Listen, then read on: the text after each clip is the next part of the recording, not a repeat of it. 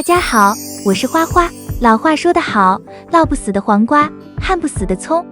种葱长得好的秘诀就是少浇水，90%种葱的问题都是浇水引起的，所以家里种葱的时候切记少浇水。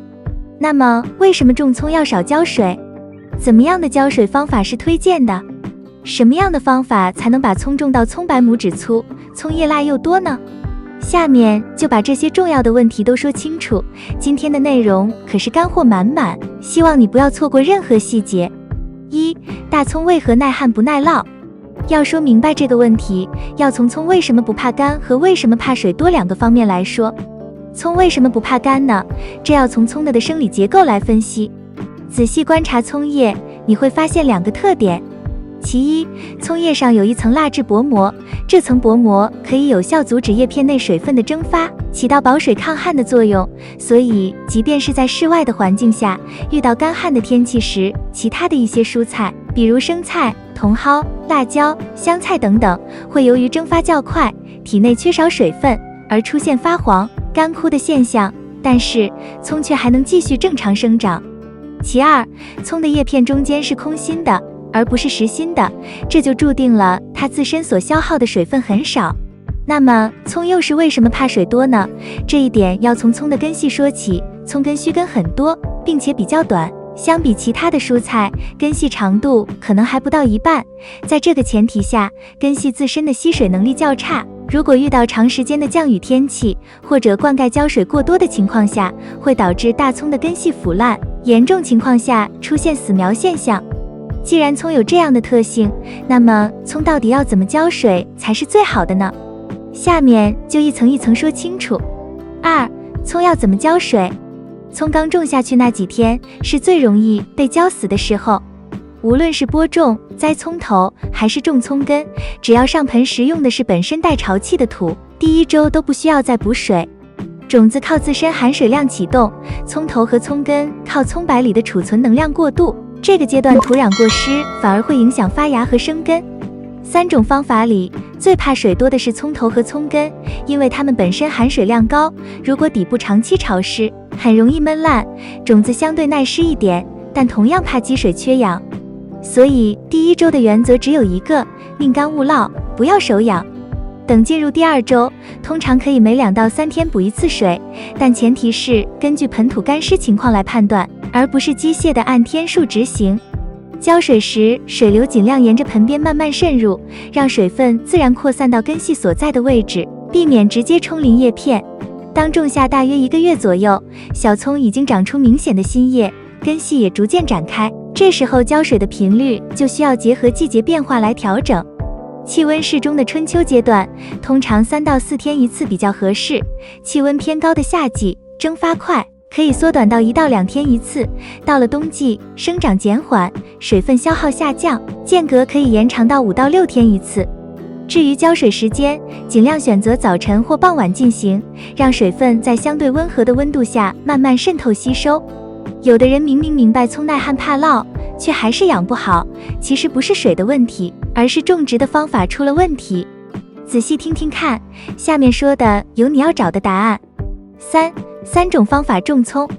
第1种方法，用种子播种。种子播种这种方法是前期相当麻烦，过程比较久，但是后期养护以及管理非常省心，也是收获最多的一种方法。用种子播种，决定成功率的第1步是覆盖土的厚度。你可以记住一句话，盖厚1分，发芽率就低1分。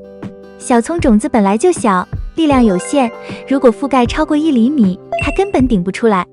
很多人是好心办坏事，觉得盖厚一点保湿，其实正好把发芽的路堵死了。正确的做法是，种子均匀撒开，薄薄盖1层土，刚好遮住就可以，甚至可以透出一点颗粒感都没关系。然后用喷壶把整个盆土喷湿，而不是直接浇水冲。大水冲会让种子聚在一起，发芽不均匀。这一步做好了，其实已经成功了一半。接下来第2个关键点是湿度控制。阳台环境和陆地不一样，尤其是封闭阳台，空气流通慢，土壤表面看着干，其实下面还是湿的。很多人一紧张就天天浇水，结果种子还没发芽就已经闷烂。记住一个判断方法，用手指轻轻扒开表层土，如果下面还是潮的，就不要浇。当小苗出来之后，真正决定后期长势的是光照。小葱出苗后，越早接受充足光照，茎秆越粗壮。如果放在阴角落里，它会拼命往上找光，长得又细又软，后期怎么补都补不回来。所以种子播种的核心其实是3步：薄盖土、控水、早见光。如果你不想等发芽那么久，直接用葱头是最快捷的办法。第2种方法，用葱头栽种。用葱头种最关键的一步是栽种深度。很多人会觉得埋深一点稳一点，其实这是误区。葱头本身水分含量高，如果整个葱白都埋在土里，再加上阳台通风条件有限，很容易从底部开始腐烂。正确的栽法是只埋入1/3到1半，保证根盘完全入土，但葱白上部露在空气中，这样通风好，不闷根。这一步如果做对了，成活率可以提高到90%以上。第2个关键是土壤肥力。阳台盆栽和地里不一样，空间有限，养分消耗快。如果盆土太瘦，刚开始长得还行，过一阵子就开始发黄变细。所以在种之前，可以在盆土里掺入已经完全发酵好的有机肥，一定要完全发酵，不然烧根比缺肥更可怕。第3个决定后期粗细的因素是光照。想要葱长得好，光照一定要充足，这样葱才会长粗，叶子多。下面说的方法最适合新手，能很快就有成就感。第3种方法，用葱根栽种。葱根种植虽然是最省钱、最简单的方法，也不能忽视2个细节。第1是留根高度。很多人在烧菜时把葱切得太贴近根部，只剩一点点根须，这样的葱根几乎没有储存养分的空间，恢复速度很慢，甚至直接停止生长。正确的做法是至少保留2到3厘米葱白，让它带着一段茎部下土，那一小段葱白就是它重新启动的能量仓库。这一步做好了，成功率已经提升很多。第2个关键是缓苗阶段。刚种下去的前3天，不要急着暴晒，根系还没完全重新扎稳，强光容易让水分蒸发过快。可以先放在明亮通风的位置，等看到新叶明显开始往上抽，再移到阳光最充足的位置。